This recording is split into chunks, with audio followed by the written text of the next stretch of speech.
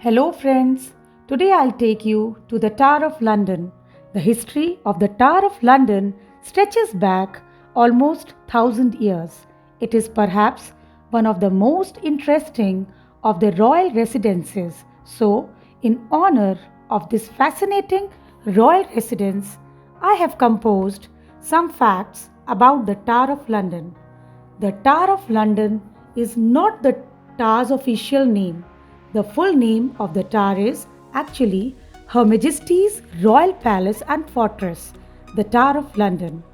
It was never supposed to be a prison. Originally, the tower was a royal palace and defensive fortress built by William the Conqueror.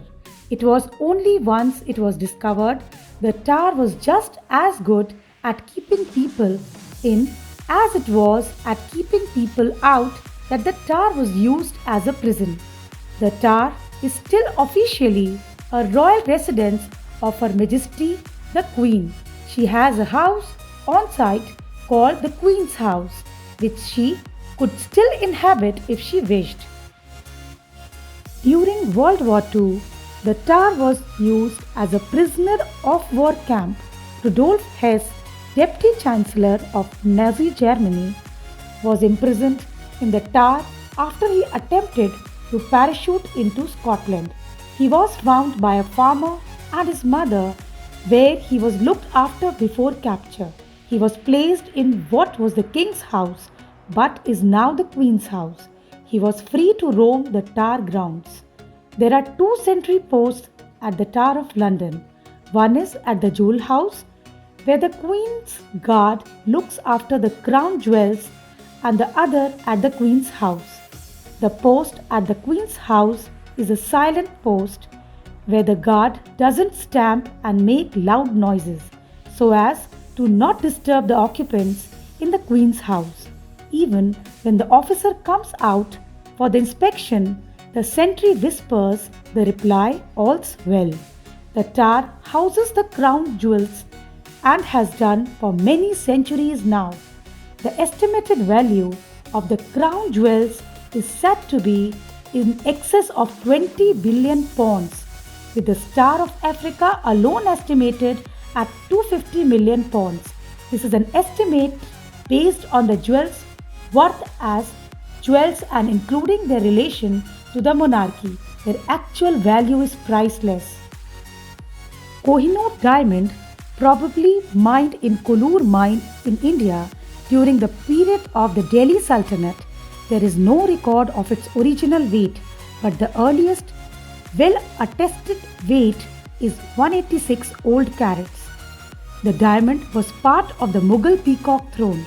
It changed hands between various factions in South and West Asia until being ceded to Queen Victoria after the British annexation of the Punjab in 1849. Ravens have always been kept at the Tower of London. When Charles II, a very superstitious monarch, asked for the ravens to be removed, he was advised that if the ravens were removed, the tower would crumble and a great harm would befall the nation. Ever since, at least 6 ravens, have been kept at the tower. Every evening at precisely 9:53 p.m., a ceremony takes place to lock the Tower of London, the ceremony of the keys.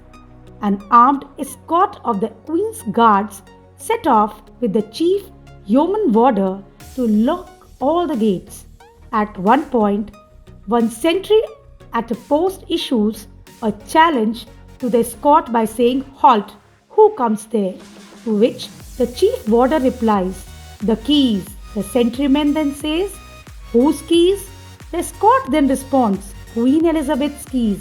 The sentry then allows the escort to pass by saying, "Pass Queen Elizabeth's keys," and all is well. This has happened every day for 400 of years without fail. It is the oldest military ceremony in the world. The keys were recently stolen from the Tower of London on 6 November 2012 after a lapse in security. Fortunately, the keys weren't for any of the high-risk buildings or entrances like the Jewel Tower. However, the locks were promptly changed and security increased. The tower used to house the royal mint where the coins of the realm were created. Yeoman warders at the tower are selected for their meritorious service in the armed forces. To qualify, they must have completed 22 years' service in the forces. The warders live on site at the tower.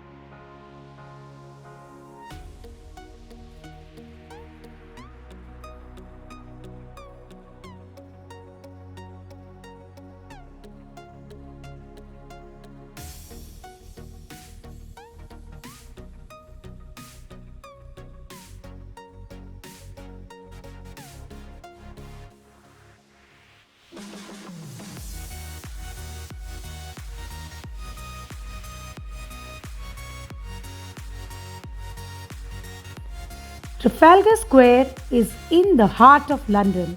It is a large pedestrian square bounded on three sides by roads. It serves as a refuge and a major traffic intersection. Important roads go from the square. Whitehall goes to Parliament, the Mall goes to Buckingham Palace, and the Strand goes to the City of London. The square is also close to Covent Garden and Charing Cross Station. The square is visited by many tourists.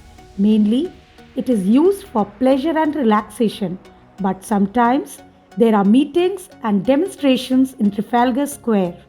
When the square was first built, demonstrations were banned. The ban lasted until the 1880s when the new labor movement started to hold demonstrations.